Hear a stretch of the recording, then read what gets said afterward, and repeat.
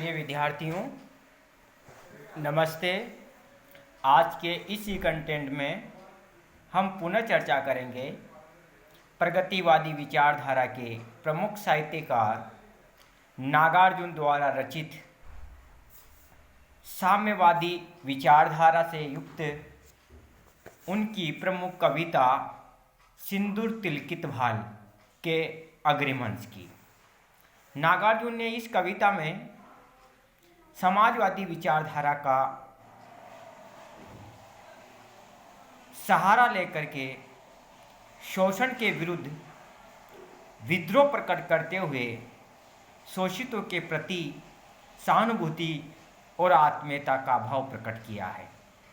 नागार्जुन लिखते हैं कि हो गया हूँ मैं नहीं पाषाण, हो गया हूँ मैं नहीं पाषाण, जिसको डाल दे कोई कहीं भी, करेगा वह कभी कुछ न विरोध, करेगा वह कुछ नहीं अनुरोध, वेदना ही नहीं उसके पास फिर उठेगा कहाँ से निश्वास।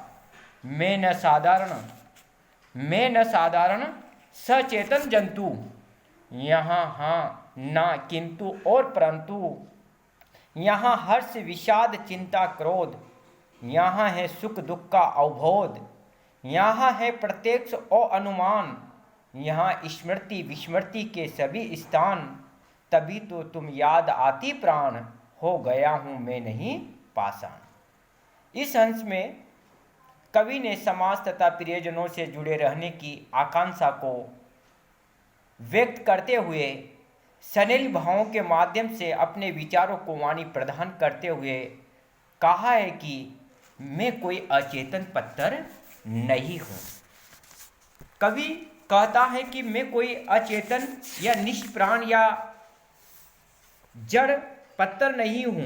हो गया हूँ मैं नहीं पाषाण, मैं पत्थर के समान अचेतन नहीं हूँ जिसको डाल दे कोई कहीं भी।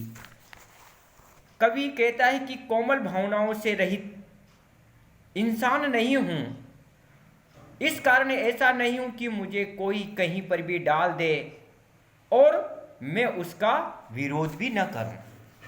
कवि कहता है कि मैं पत्थर की तरह जड़ या अचेतन नहीं हूं, जो मुझे जो चाहे जहां चाहे वहां डाल दे और मैं उसका विरोध भी नहीं करूं। जिसको डाल दे कोई कहीं भी, करेगा वह कभी कुछ न विरोध, करेगा वह कुछ नहीं अनुरोध।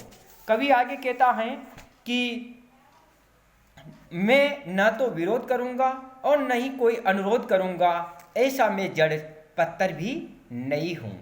मैं ऐसा हृदयहीन व्यक्ति भी नहीं हूँ जिसके हृदय में वेदना अनुभूति भी नहीं हो, करेगा वह कुछ नहीं अनुरोध, वेदना ही नहीं उसके पास फिर उठेगा कहाँ से निश्वास। और मैं ऐसा व्यक्ति भी नहीं हूँ जिसके अंदर वेदना की अनुभूति नहीं हो, जो वेदना से शून्य हो, अर्थात मैं ऐसी कोई निर्जीव निस्तेज निश्चेत और जड़ वस्तु नहीं हूँ जो न तो किसी का विरोध करूं और न ही अनुरोध करूं। और मैं ऐसा भी नहीं हूं कि हृदय में वेदनाभूति नहीं हो या जिसके हृदय से दुख तप्त गर्म लंबी श्वास भी नहीं उठेगी।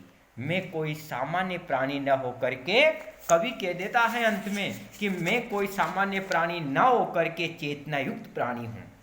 मैं न साधारण सचेतन जंतु, मैं कोई साधारण मनुष्य नहीं हूँ या साधारण प्राणी नहीं हूँ, अपितु मैं सचेतन प्राणी हूँ। मैं भावनाओं को अपने हृदय में समाये हुए एक सजीव मनुष्य हूँ।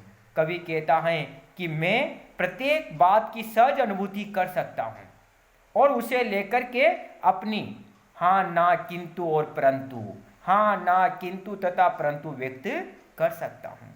कवि कहता है कि मैं प्रत्येक बात को विवेक तर्क की कसौटी पर कस करके ही उसका समर्थन करूंगा या फिर उसका विरोध करूंगा। मैं प्रत्येक बात में किंतु परंतु की शब्दावली का प्रयोग करके उसके गर्त तक जाकर के उसे समझने का पूरा प्रयास करूंगा। अतः मैं कोई साधारण प्राणी नहीं हूं, अपितु मैं तो एक सचेतन प्राणी हूं, चेतना युक्त प्राणी हूं।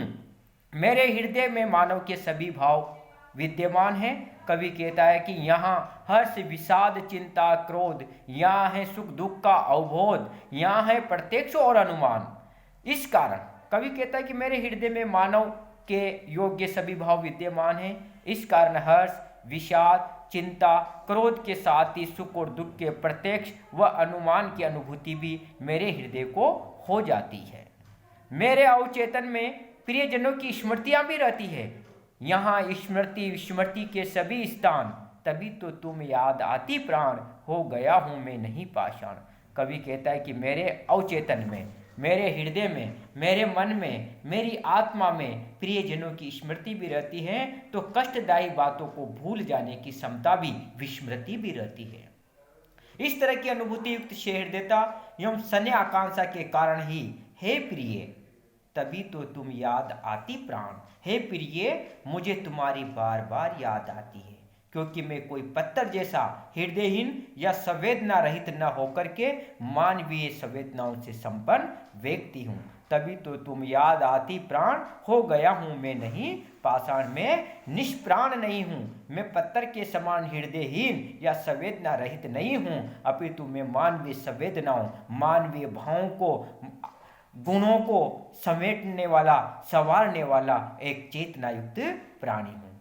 कवि यहाँ पर सहृदय एवं संवेदना से मंडित व्यक्ति अपने प्रियजनों का सदा स्मरण करता रहता है। मानव हृदय में सभी भावों की सहज अभिव्यक्ति हो जाती है। इस बात को तर्क के साथ प्रस्तुत करता है। शब्दावली तत्सम प्रदान एवं भाव अभिव्यक्ति सुबोध है। कविता की तुकांतता यहाँ पर द्रष्टव्य है।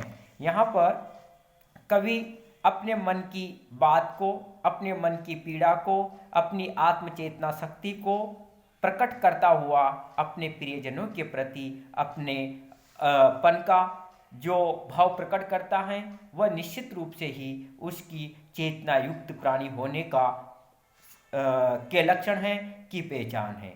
जय हिंद, जय भारत।